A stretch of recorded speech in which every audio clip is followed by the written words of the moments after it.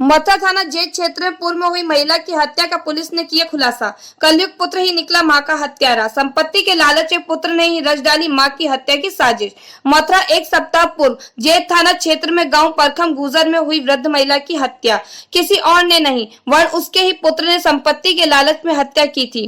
Police ने घटना का राजफाश करते हुए हत्यारे बेटे को लूटे हुए माल सहित गिरफ्तार कर जेल भेजा। इस संबंध में एसपी सिटी मार्तंग प्रकाश सिंह ने बताया कि बीती 2-3 जुलाई की रात को गांव परखम गुजर में मां गंगो देवी की हत्या कर सोने चांदी के आभूषण गायब होने की घटना प्रकाश में आई थी। पुलिस ने मामले की गहराई से छानबीन की तो शक की सुई मृतका के पुत्र की ओर घूम गई। थाना प्रभारी मनोज शर्मा ने पुत्र पप्पू उर्फ गोपीचंद पुत्र रामकिशन निवासी ग्राम परखम गुजर को हिरासत में लेकर कड़ाई से पूछताछ की तो उसने अपना जुर्म कबूल कर लिया। हत्यारे पुत्र के अनुसार वह 3 भाई हैं, जिसमें से 2 दिल्ली रहते हैं तथा फसल के टाइम पर गांव आते जाते रहते हैं। पिता करीब 20 वर्ष से खेतीबाड़ी में होने वाली फसल व रुपए नहीं देते हैं।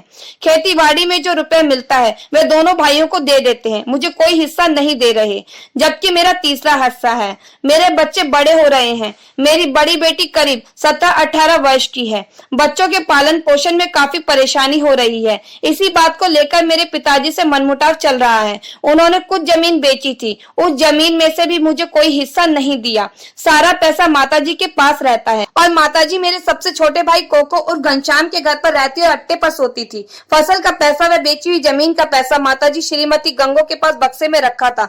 मुझे यह जानकारी थी। मैं मौके की तलाश में था। मेरे दोनों भाई दिल्ली में थे तथा पिताजी करीब 1 महीने से बहन हरदेवी के घर कोसिकला गए हुए थे।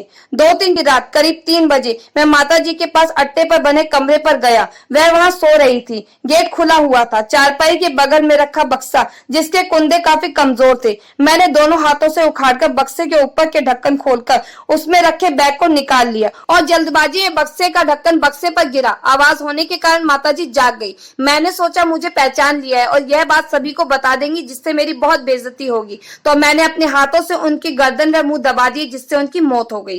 पुलिस ने पप्पू उर्फ गोपीचंद को लूटे गए जेवरात 2 जोड़ी पाजेब, 1 छोटी लौंग, 1 अंगूठी मर्दानी, 1 पैंडल में चैन व 1 जोड़ी कुंडल व नकदी 65,900 रुपए बरामद कर जेल भेज दिया है। क्या थी घटना और कौन आरोपी निकला? थाना जैत के परखम गांव में 2/3 की रात में एक घर में एक वृद्धा जिसकी अवस्था करीब 75 साल थी, उसकी डेड बॉडी मिली थी और उसके कमरे से कुछ चीज़ें चोरी गई थी। इस संबंध में थाना जैत में अभियोग पंजीकृत किया गया था और इसके लिए थाना जैत की टीम बना के अनावरण के लिए लगाया गया था।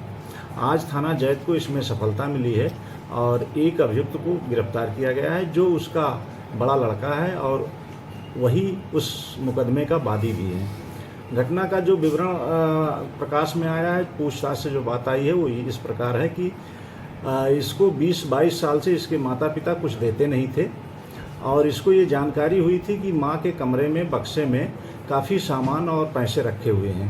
इसके लिए वो 2 तारीख 2/3 की रात में गया था और बक्से की कुंडे को तोड़ने से और उसमें सामान निकालने से जब आवाज़ हुई तो वो इसकी माँ जग गई और जगने से उसको लगा कि अब तो मेरी बड़ी बदनामी होगी। उसने माँ का गला दबा दिया था जिससे उसकी मौत हो गई थी। इसने अपना जुर्म स्वीकार कर लिया है। इसको न्यायालय भेजा जा रहा है, कोर्ट में प्रोड्यूस किया जा रहा है। किस तरह पहुंची पुलिस? प्रथम दृष्टया जब हम लोगों ने घटनास्थल का निरीक्षण किया था तभी हम लोगों को थोड़ा संदेह हुआ था कि इसमें परिवार के ही लोग इन्वॉल्व हैं, क्योंकि वहाँ की परिस्थिति ऐसी थी कि जो इशारा कर रही थी। तो हम लोगों ने सबके लोकेशन CDR सबका एनालिसिस किया और अपने सादे में पुलिसकर्मियों को लगाया गया, जिसके बाद ये निकल के आया और आज इनको गिरफ्तार किया गया। क्या क्या बरामद हुआ है इनके पास से? वैसे FIR में तो 50,000 का जिक्र था, लेकिन 65,900 रुपये, एक अंगूठी सोने की, चांदी के पाजेब, चांदी के कुछ और चीज़ें और एक वो नाक का बुंदा और पेंडेंट, ये चीज़ें इनसे जो चोरी की गई थी 100% से ज़्यादा की बरामदगी है। जो FIR में हुआ लिखा गया था उससे ज़्यादा की बरामदगी है और पुलिस आज उस बैग को भी बरामद की है जिस बैग में वो सामान रखा था। तो सर घटना इसने जो कार्य की थी वो अपने घर पे की थी या किसी और की? इनके 3 बेटे थे। ये अपने छोटे बेटे के घर में रहती थी, बड़े बेटे का घर दूसरा है बगल में ही।